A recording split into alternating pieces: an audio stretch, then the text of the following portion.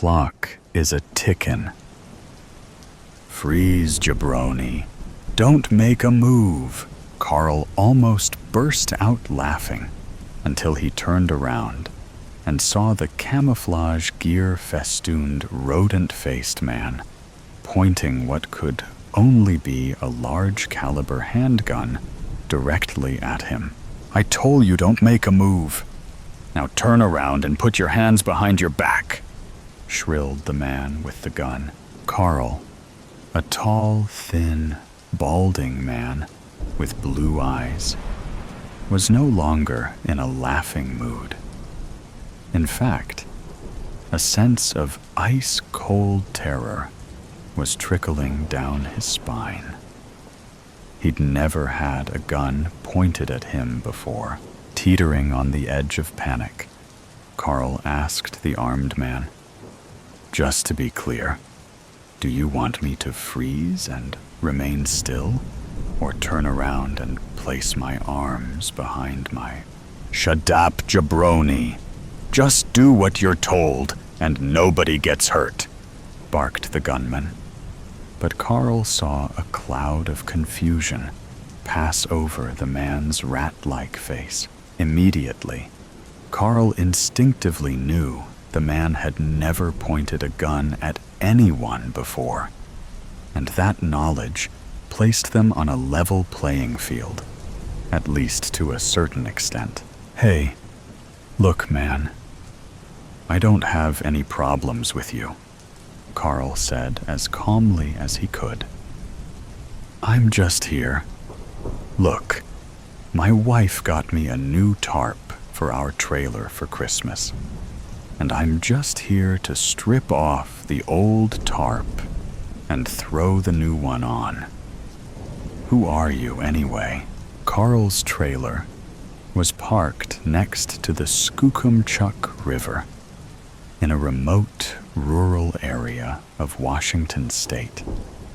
Beautiful in the summer, but right now, it was December 27th, and freezing rain was dripping from the slate-gray sky onto the small collection of aging recreational vehicles parked along the muddy banks of the Skookumchuck. "I got no problems with you either, provided you're not a Fed. Now show me some ID." The armed man was still barking orders, but it was clear that the burst of adrenaline was waning, and his voice had lost its threatening edge.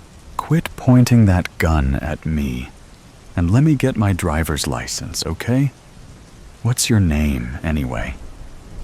"And what are you doing here?" Carl said, as he showed the man his Oregon driver's license. "You went across state lines, huh? Not a bad idea. Well, shit. I guess we gotta stick together in desperate times anyways, don't we? The name's Victor, but you can call me Vic." "Damn nice to meet you, Carl. Sorry I was less than welcoming, but you know how it is," Vic said, tucking his pistol into his pants and drawing the back of his hand across his nose before offering Carl a manly handshake. "This here's my trailer," Vic said, casting his head toward an RV about 20 feet from Carl's. "Well, technically, it belongs to my Uncle Kevin, but he's too damn old and doesn't truly appreciate the magnitude of the threat." Carl took a deep breath. Suddenly, he felt somewhat restored to his equilibrium. He knew Kevin. Shit. Carl had been parking his trailer in these woods for about 16 years. He was at least casually acquainted with the other campers and fishermen who frequented the site. As Carl internalized the vital information that Vic wasn't just some random lunatic or escaped convict, he said, "Holy hell, Vic. I know old Kev. known him for years. Wait, the magnitude of... What is this threat you're referring to? Vic went still, and his hand wandered to his waistband, where the gun was tucked away. He gave Carl a skeptical stare, and then silently assessed their surroundings. The gentle roar of the river was a backdrop for the occasional chirp of a bird. But otherwise, all was silent. Vic's eyes flickered up into the evergreens and peered into the underbrush, but nothing moved. There was no breeze, and the rain was just a mist that hung in the air, along with the scent of moss. Carl belatedly realized that Vic had been out in the woods for a while. His jawline was scruffy, and the pores on his nose were black and visible. Dirt was caked under his fingernails, and his hair was stingy and greasy. What threat? Vic hissed. You playing games with me, Carl? Because you wouldn't be out here if you weren't keyed in, and I don't appreciate being toyed with. No.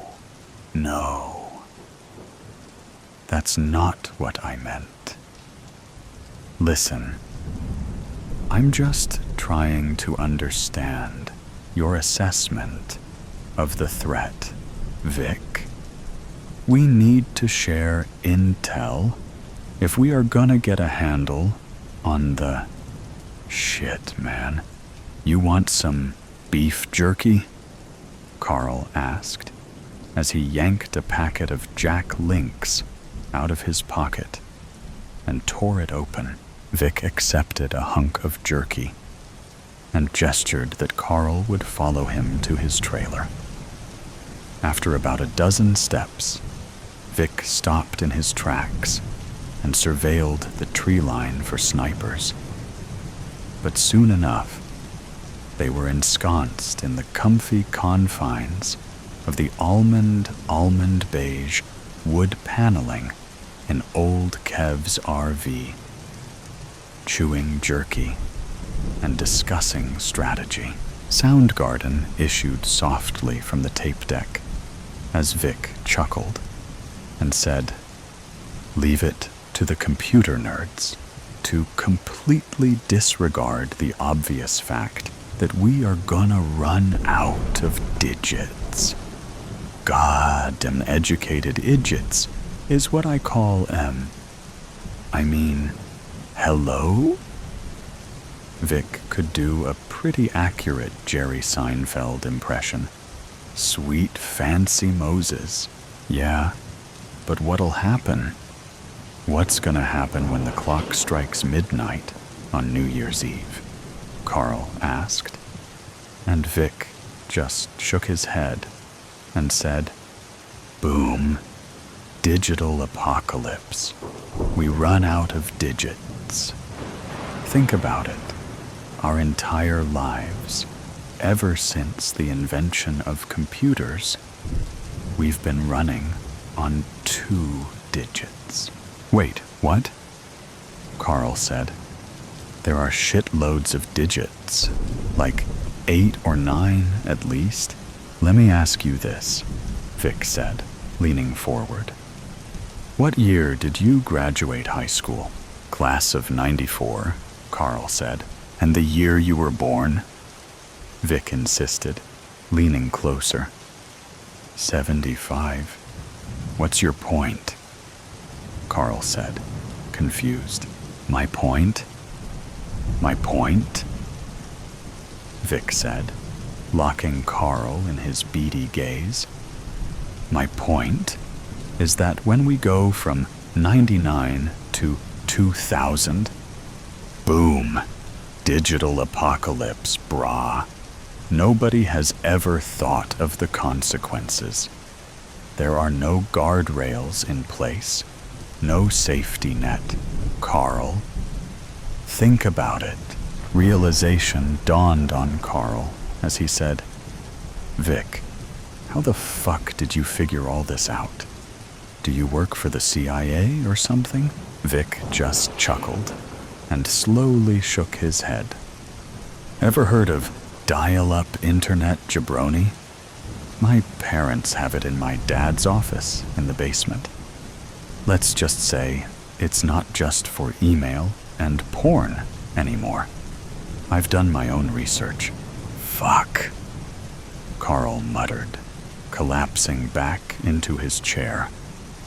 "Do you think my ATM card will stop working?"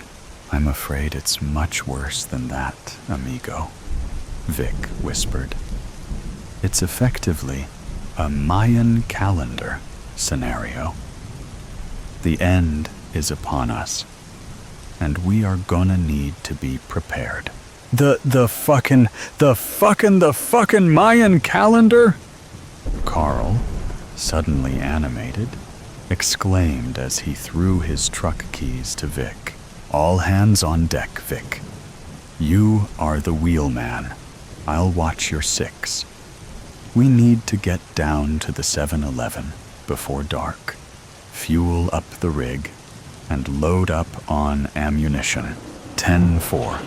"Carl," Vic said over his shoulder, but he skittered to a stop just before they reached the truck, grabbed Carl by the front of his jacket, and said, "We are gonna need a lot more of this jerky, Carl.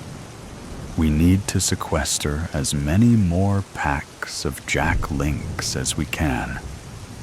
Do you read me? I read you loud and clear, good buddy. Now let's get to gettin'.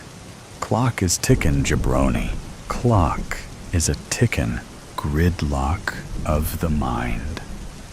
The 405 stretched endlessly before me, a vein of asphalt pulsing with the dull monotony of brake lights. Every morning, I merged into the current of half-conscious souls, each of us trapped in the same routine, inching forward to destinations we resented. My corporate job barely paid my bills, and my spirit eroded with each passing day. Yet, like a prisoner resigned to their cell, I got into my car every morning, hoping, futilely, that something, anything, would change. Today felt no different. The same stifling air, the same murmur of the radio, the same dull ache pressing behind my eyes. I stared ahead, watching as the red taillights blinked and glowed in a never-ending pattern, hypnotic in their rhythm. I sighed, my hands gripping the wheel. This wasn't life. This was something else, some cruel purgatory where change was an illusion. As I drove, a strange sensation washed over me, an unsettling tug at the back of my mind. It was faint at first, like the nagging feeling of forgetting something important. My fingers tightened around the steering wheel. Had I left the stove on? No, I hadn't cooked in days.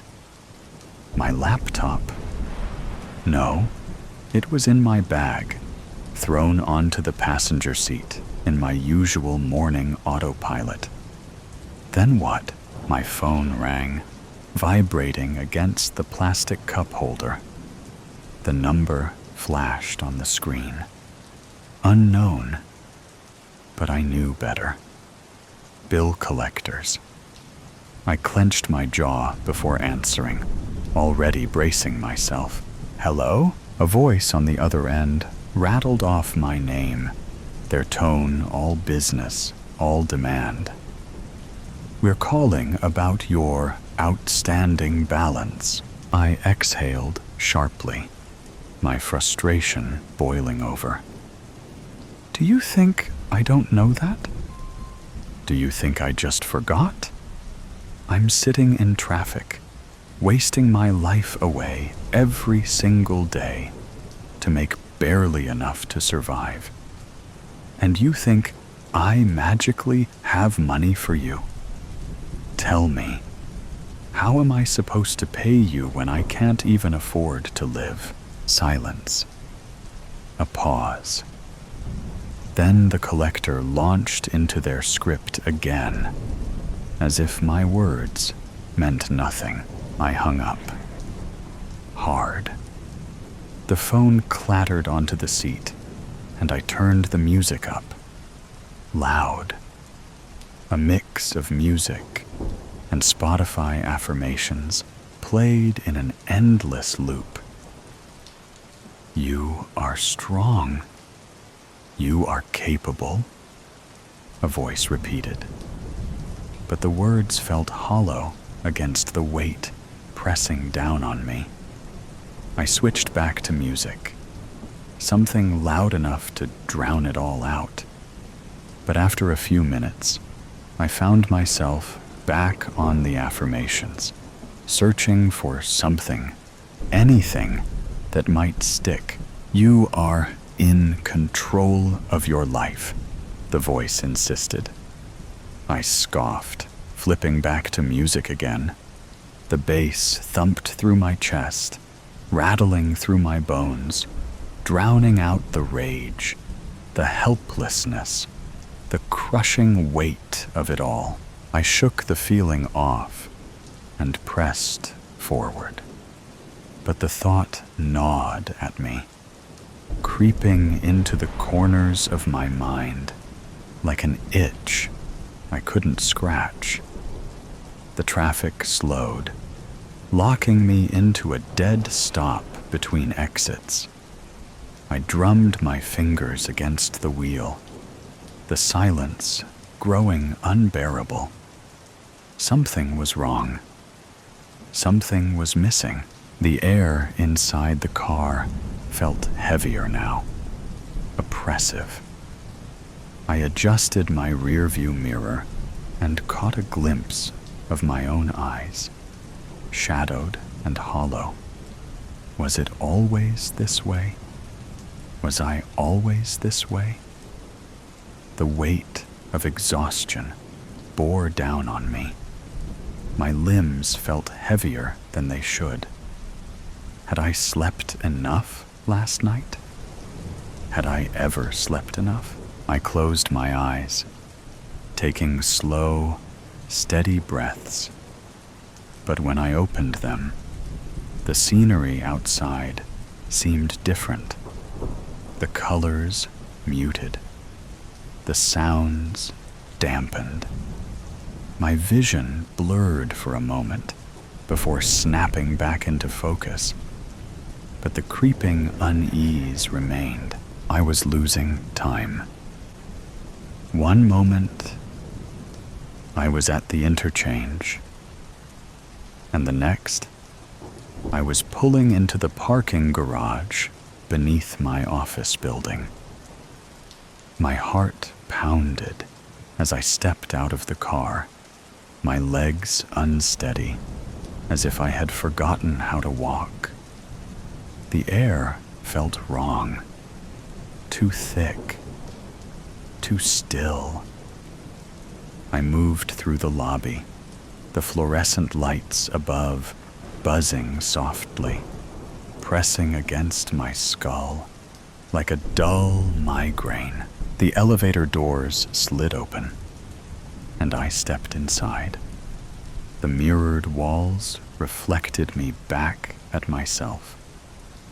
And for a fleeting moment, I saw something else. A blur. A shadow of someone who wasn't quite me. I blinked, and it was gone. The doors opened to my floor, and I walked down the sterile hallway, my footsteps muffled against the carpet. My hands were cold, my breath shallow. My mind screamed at me to turn back, to run. But my body moved forward, as if caught in the undertow of a dream.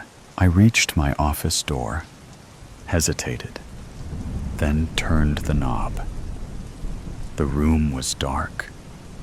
The air smelled of familiarity, of something deeply personal. My breath hitched as I took a step inside, and the walls expanded, morphing, shifting. No, I wasn't at the office. I was home. My bedroom lay before me, unchanged and untouched, as if I had never left. My unmade bed, the half-empty coffee cup on my nightstand, the soft hum of the city outside my window. I stumbled backward, my heart hammering. How? I had driven here. I had spent an hour in traffic. I had been walking into my office just moments ago. I turned, reaching for the door, but when I opened it, there was no hallway, just the same road, the same endless stretch of the 405. My hands trembled as I turned back toward my room, only to find it dissolving around me, slipping through my fingers like sand. And then I was back in my car. Traffic had barely moved. The radio played the same mindless chatter, and the clock on my dashboard blinked mockingly. 7:45 a.m., just like it always was. I let out a shaky breath, gripping the wheel so tightly, my knuckles turned white. My skin felt cold. My pulse raced. What was real? Where had I been? And then the realization hit me. I was late. I was still home, still in bed, still asleep. The panic rose, clawing up my throat as I fumbled for my phone, desperate to check the time, to wake myself up. But when I looked down, my hands weren't there. The car, the traffic, the drive, it wasn't real. I never left my bed. I was still dreaming, or living a nightmare, over and over. The mysterious painting, after pushing back from its gate. The Swiss Air midday flight to New York moved slowly through a light snow flurry to its designated runway. The first-class cabin was less than half full. The passenger in 1A was pleased there was no one opposite. A smiling cabin crew offered him a glass of champagne. He declined, asking for double single malt. He thought about the voicemail, a somewhat guarded call, coming from someone he hadn't spoken to in 15 years. What drove his final response was the email attachment that followed. He'd tried retuning the call, but it went to voicemail. He sensed something was wrong. He'd barely had time to return to his apartment from where he'd been staying, find his passport, pack a new bag, and take his car service to the airport. Something was telling him missing the flight was not an option. Philippe Abano was an internationally recognized art specialist, having spent 35 years researching the French Impressionists, a group of artists whose collective works, long after their passing, at auction would shake the art world to its foundations.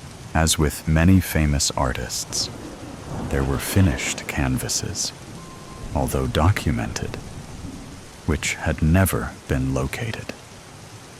The Nazi art plunder, which began in Germany in 1933, contributed to the loss of artworks across Europe. The French Impressionists were not exempt from this pillage. 48 hours previous, Marie Le Pen was an art restorer. She worked almost exclusively for the Metropolitan Museum of Art, specializing in the restoration of damaged watercolors. On occasion, she did private restoration. With the museum's knowledge, she'd taken a call from a person representing a Mr. Retzlaff, saying she'd been recommended by her superior at the museum as someone to inspect a damaged watercolor he possessed. Marie, who loved her work, agreed to view the painting. She agreed a time the following day. Mr. Retzlaff would send a car. Very swish, she thought. After offloading her bags from the limousine sent for her, she looked around. The street was amazing. Narrow with private residences, no commercial properties. The houses all appeared to be of similar build, 5 or 6 floors above ground, with basements or walk-downs. Every property was maintained like new. Flowers and trees adorned the street. There was no garbage and no graffiti. The residence they stopped in front of was impressive, with red brick and huge floor-to-ceiling windows, edged with carved stone. At roof level, gargoyles peered down, surveying the scene. This was a part of New York most people would never see. Amazing. She followed the driver up the marble steps. He pulled on the brass handle and returned to the car. A man wearing a bow tie and black trousers answered. "Yes, madam?" he inquired. "I'm Marie Le Pen. I believe you're expecting me?" She smiled. "We are indeed, madam," the stern-faced man replied. The entrance hall was huge. She could smell timber and brass polish. The black and white checkered tiled floor was straight out of an English TV series. The doors leading off the foyer were all closed. A majestic, sweeping staircase held sway over the entrance. Huge brass vases, once filled with flowers, stood empty either side of the entrance. Apart from the electric light, the only modern consideration was a mechanical elevator. "Please," the man gestured, "follow me." They entered the elevator, along with her baggage. Marie watched as the man pressed 5. The door closed, and they began their ascent. On the 5th floor was another vestibule. This one had more polished timber and huge windows onto the street below. "This way." He gestured, then walked along a long corridor before he opened a large double door into what looked like a series of smaller spaces. If Marie hadn't had complete faith in her boss, she'd have been scared. At one side of the room, a man sat, straight-backed, with silver-gray hair. She guessed at least late 80s, wearing a green corduroy smoking jacket. He stood. She could smell cigar smoke. "Thank you for coming. I'm Peter Retzlaff. Fact is, Miss Le Pen, I need an expert opinion as to a certain painting that is in my possession. Should I, or should I not, restore it? Your superior at the Met spoke most highly of you. Marie saw several large art tables, specialist seats, and an array of instruments, all designed specifically for art restoration. She was gobsmacked. There had to be $1 million in equipment and instruments, brand new, some still in their original packaging, just sitting there. The old man waved his hand, and the valet unlocked a large steel cabinet with racks of what looked to Maria like canvases, painted canvases in various stages of decomposition. Strange, she thought. He slid one of the racks out and removed a painting, a watercolor that Maria recognized. After putting on her smock and gloves, examined the item more closely. Behind her, a phone rang. The valet took a cell phone from his pocket and listened, then said something softly to the old man. They steeped away to the side of the room, out of earshot. Maria continued looking at the canvas, heavily water-damaged with a once grand frame that also appeared flawed. She was about to make some preliminary notes into her phone. As she moved around the table, a splash of red caught her eye. The steel cabinet, which held the damaged painting, was open on one side. What she saw made her heart stand still. It was a large canvas of what appeared to be small wooden bridge over water in a garden. Although no expert, she'd seen enough examples of French impressionistic work to know this could be one. Marie quickly turned her phone to camera, taking 2 quick shots, only to be interrupted by raised voices. The old man was saying something to the valet in what sounded like German, who dashed past her, securing the door to the cabinet. Ending her view, she said nothing, returning to the recorder in her phone, her head down, trying to appear as though she was concentrating. The old man looked suspiciously at her, said nothing. She could feel his eyes. My God, what have you just seen? She asked herself. Maria spent the next 2 hours making notes and photographing the damage. She agreed to return the following day with her recommendations and estimates, should she consider it restorable. Retzlaff agreed, giving her a copy of a providence document relating to the painting, which she would need to study. He told her he would send a car for her at an agreed time. She shook his hand and returned to the waiting limousine. The previous 2 hours did not sit well with her. Quite why, she couldn't say. The images of the red canvas wouldn't leave her. The storm had hit with a vengeance. Sudden spring rain washing the roadways, reminding New Yorkers summer was not far away. The crowded eateries on the streets of the East Village were suddenly deserted, sending outside diners scrambling for shelter inside.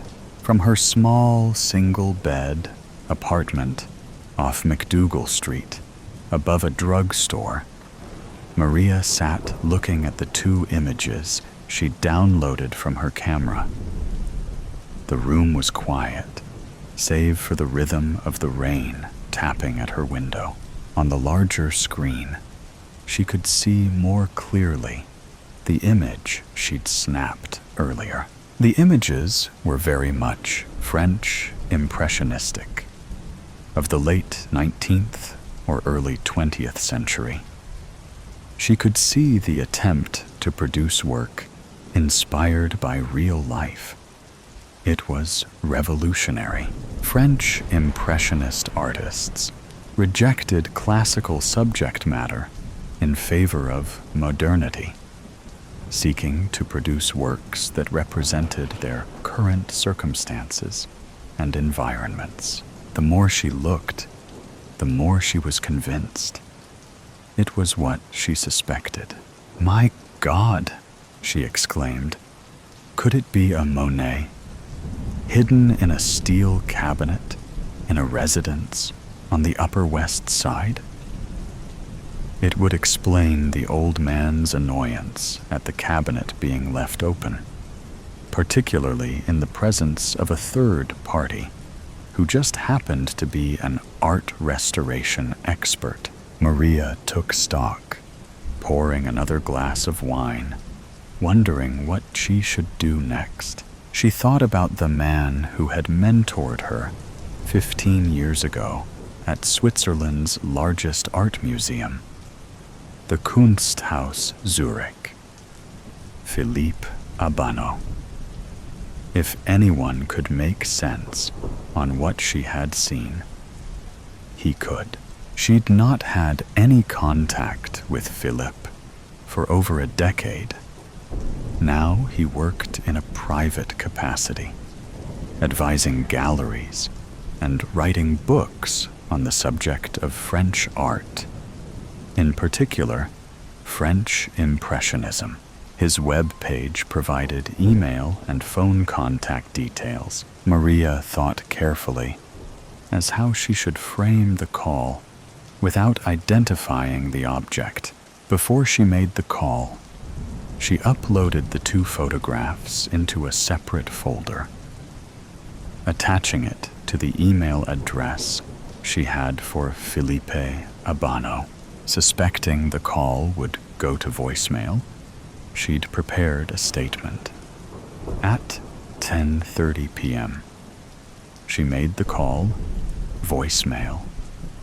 She introduced herself, telling him of her current position at the Metropolitan Museum of Art, reminding him of their previous association, how she'd come to see what she'd seen, making no reference to a place or names, asking him for his opinion as to the images attached to the following email. Finishing the call, she pressed the send button. In the street below, a man sat in a black limousine, its wipers on intermittent sweeps, clearing the spitting rain, watching the illuminated small window above the drugstore. The Swiss Air flight gathered speed as it approached its takeoff point at Zurich Airport. Food and service trolleys rattled in their compartments as the aircraft's nose finally lifted into a gray, overcast day, the engines screaming. Philippe Abano was anxious and at the same time nervous, processing what he'd heard and seen in the previous few hours from one Maria Le Pen. Once the pilot had removed the seatbelt sign, he reached for his laptop. Putting on his glasses, began his search. East Village, New York City. Detectives Allison Maroney and her partner, Alex Sonny, stood at the open door of 1A, the apartment above the drugstore in the East Village. They flashed their shields at the uniform on the door. "What we got?" Allison inquired. The uniformed officers' badges Rid Lomax. So, Officer Lomax, talk to us. The officer opened his notebook. A deceased female found dead after we gained entry, possible gunshot. A Miss Holland. He gestured upwards. In 2A, reported a cat calling and scratching at the deceased's door. Apparently, the tenant regularly let her cat out when she came home from work, and then opened up when Pussy wanted in. Except, this time, no response. Cat keeps calling. She, Miss Holland, knocked. Nothing. As she heard the tenant arrive earlier that evening, she was reluctant to use the spare key she had, deciding to call 911 instead. We attended. The cat was still scratching at the door. Miss Holland gave us the key and witnessed a non-forced entry. We discovered the body and called the station, securing the scene. The ME who arrived shortly after we called it in puts time of death at around 8 p.m., give or take. Pulling on latex gloves, Detective Maroney knelt next to the body. ID? Yes. A wallet with cash and cards. A Maria Le Pen, 37, works at the Metropolitan Museum as an art restorer. ID shows her address as here. No driver's license. Detective Sonny moved carefully around the small room. Laptop? Cell? Neither, though I'm guessing she had both. They're chargers for each in here and in the bedroom. To recap, Sonny offers. No phone, no laptop, nothing taken except said cell and computer. Not a robbery then, and no sign of a forced entry. Sonny looked at his partner skeptically, shrugging his huge shoulders. Single gunshot between the eyes, small caliber, maybe .22. Very professional. This look like a hit to me, Maroney offered. What do you think? After 3 hours of intense in-flight investigation, Philippe Abanot concluded it was a work by Claude Monet, albeit a later work. His once subtle transitions between shades became bolder and less precise, reflecting the challenges posed by his deteriorating eyesight. Monet's health struggles extended beyond his eyes, but his vision loss had the most direct impact on his art. And it was this Philippe Abanot recognized. He'd even found a reference to a non-catalogued work titled Pont sur l'eau bleue, Bridge over Blue Water. It was listed as one of several, being prepared by Monet's agent for exhibit in Paris. The exhibition never eventuated, the listed paintings unaccounted for. This was no great mystery for Armand. A number of explanations could be found. The artist withdrew the works, no reason given, an issue with the gallery, or sold before exhibition. The latter Armand found more convincing. It would also explain its anonymity for over a century, a private or family collection that may have suffered at the hands of the Nazi art plunder of the 30s. The whereabouts of many were still unknown. Either way, a mystery that may well be explained when he was to meet with Maria Le Pen in 4 hours' time. The yellow truck. Man, $6 for an ice cream sandwich? Highway robbery. Jack squinted at the menu, slapped crookedly on the side of the bright yellow panel truck. Perry's Ice Cream. Everyone had a restaurant on wheels these days. Knockoffs of famous characters grinned back at him with their dead eyes. He knew the actual products would be a deformed, melted version of the picture, and he found the irregular eyeballs and melting smiles to be unsettling. A nice, plain ice cream sandwich would hit the spot. "Excuse me. Hello."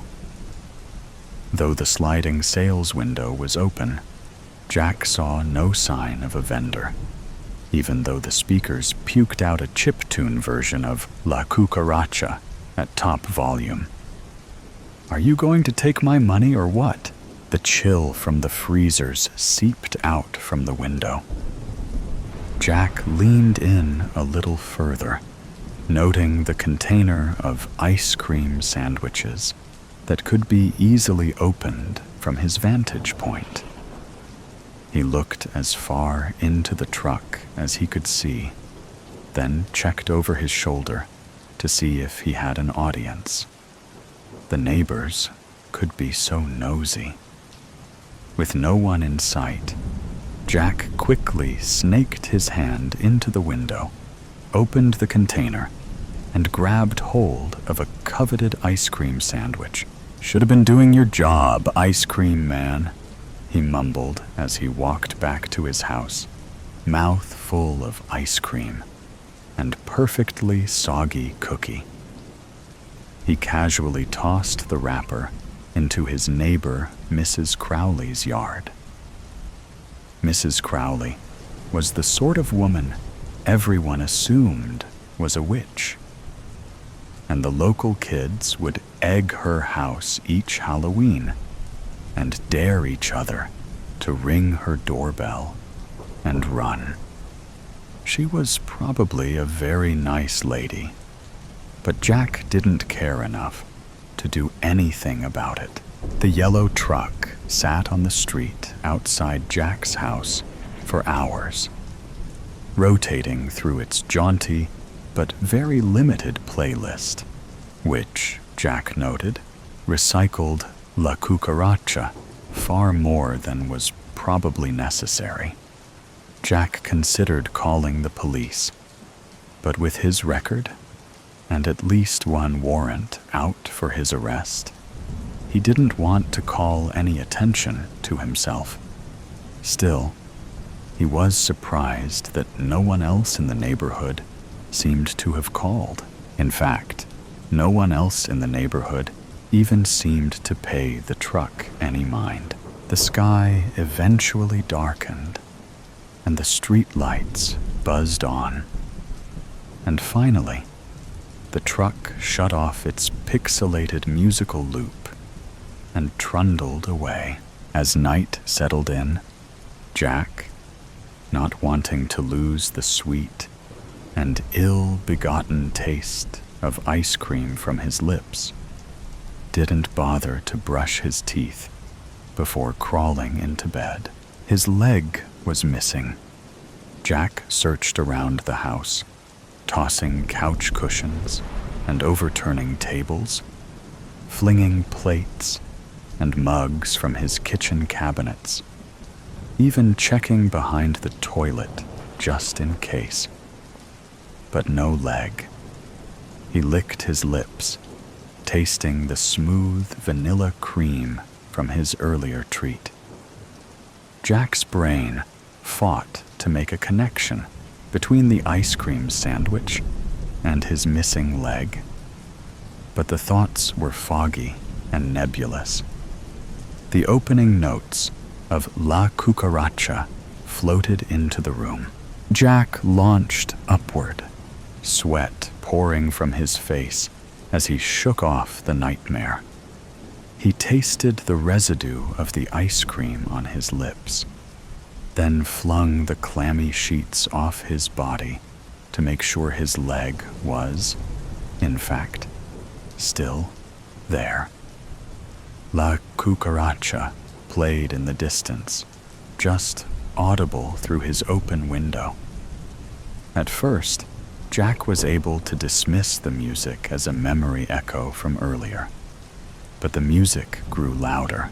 He lurched out of bed and towards the window, stopping to wrap his robe around himself so the neighbors wouldn't get a peek at his genitals if they happened to be awake, and also looking directly at his house. The familiar yellow panel truck was slowly turning onto his street, music playing at a volume just loud enough for him to hear clearly, but still retain a dreamlike quality. Jack had the strangest feeling. The headlights were aimed directly at him as the truck crept towards his house, an inching pace that was almost sinister. It was far too dark to see if a driver was present this time, but Jack assumed there was one. Jack shut the window, muting the noise just a touch, and tried to get back to sleep. The song slithered into his ears and brain, worming around and preventing him from falling back to sleep. He promised himself that he would give the driver a stern talking to in the morning if the truck were still parked outside his house. As the sun started to peak over the horizon, the music finally died down, and Jack stood in the window, watching the panel truck slowly crawl down the street. He hadn't bothered to grab his robe this time, but the fog of sleeplessness had settled over his brain. More than 1 cup of bitter, black coffee was necessary to get him ready for the ride to work.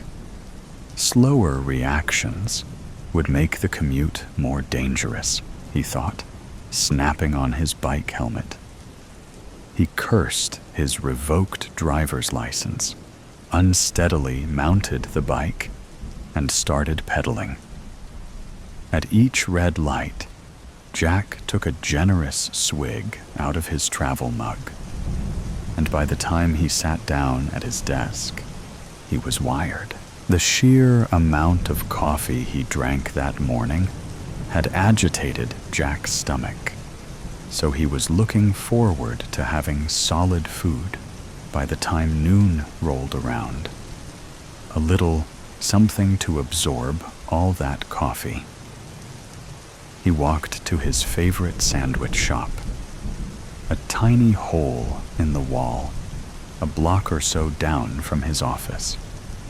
It was a checkered tablecloth affair, plus an easily accessible tip jar and an oblivious cashier, so he almost always broke even. The welcome bell chimed merrily as Jack opened the door, but the chimes didn't stop when the door closed. He paused, listening, then realized the notes formed a song. La cucaracha increased in volume, steadily, and Jack was too busy frowning at the noise to notice when the hostess greeted him. Sorry. Table for one, he told her, and she walked him to a booth by the window. Jack started to sit, but realized he could see the bright yellow paneled truck pull awkwardly into the parallel parking spot directly in front of the diner. He sprang back, an odd fear clawing at his chest. Maybe a different table, he said. The hostess shrugged and pointed him to a table near the kitchen. Jack slumped down in a chair that still let him see out the window.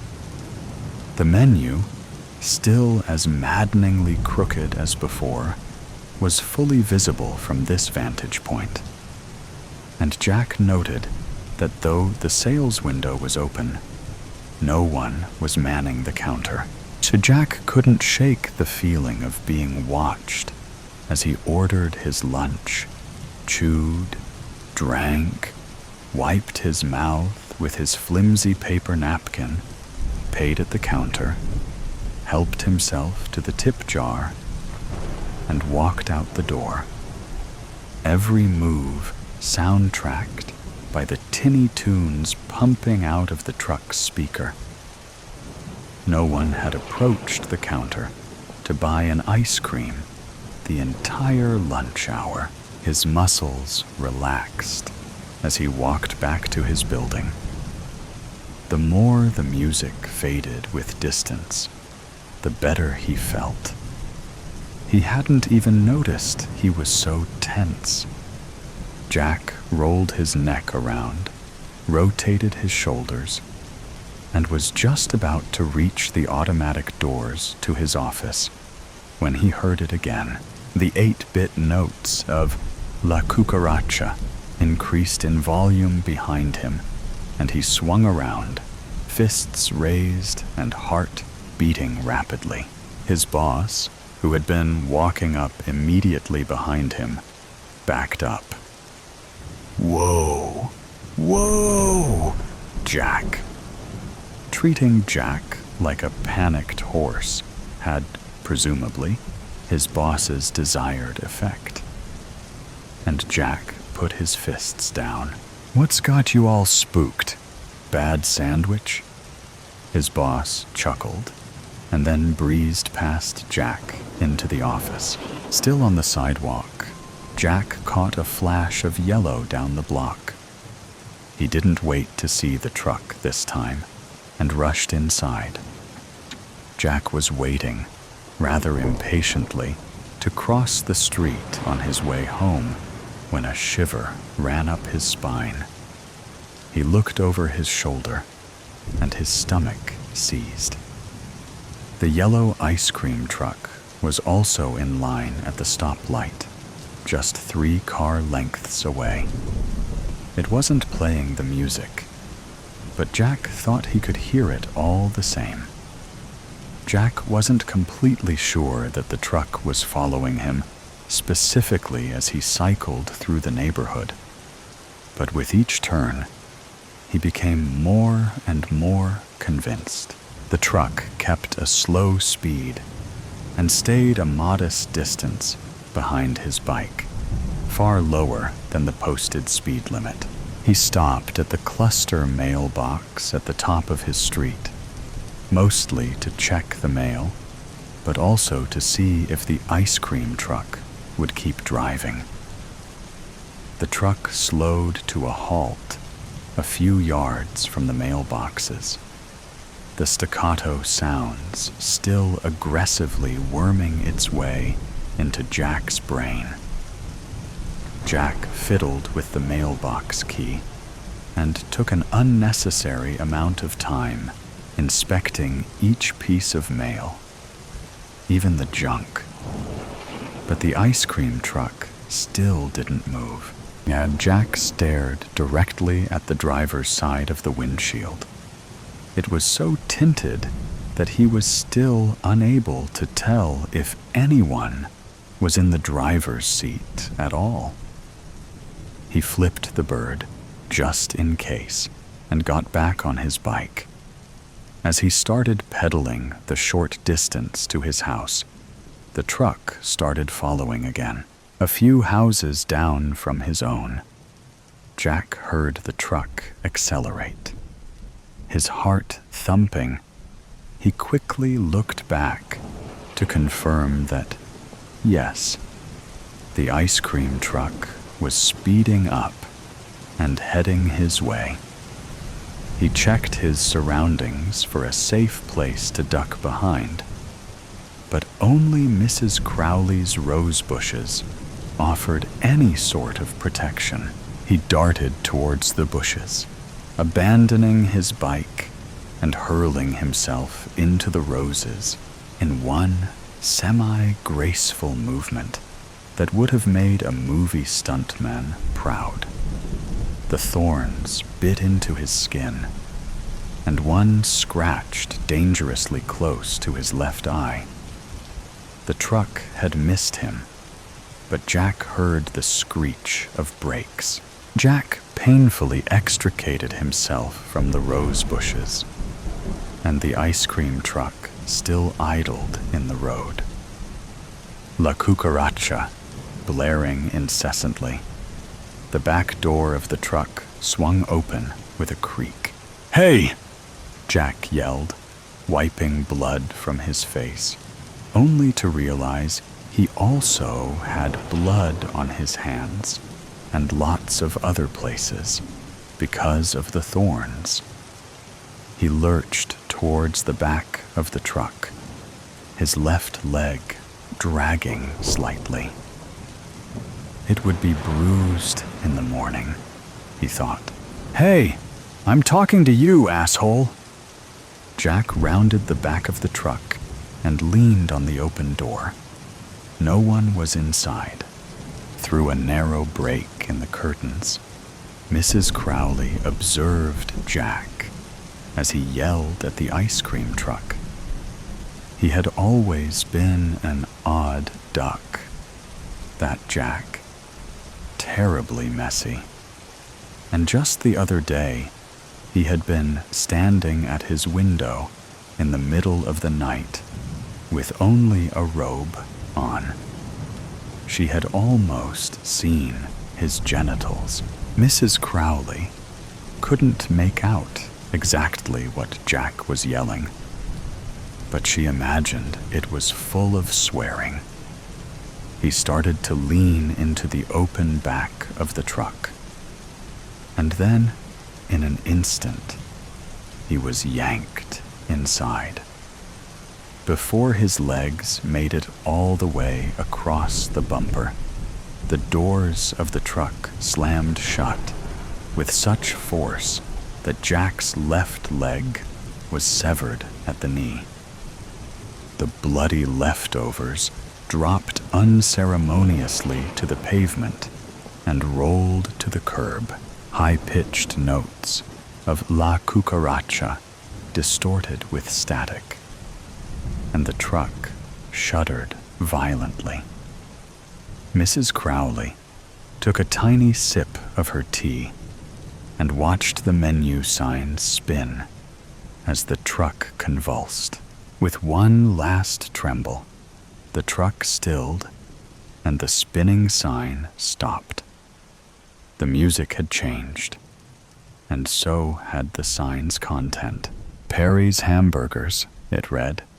Still crooked, the truck slowly crept down the street, and she pinched her curtains shut.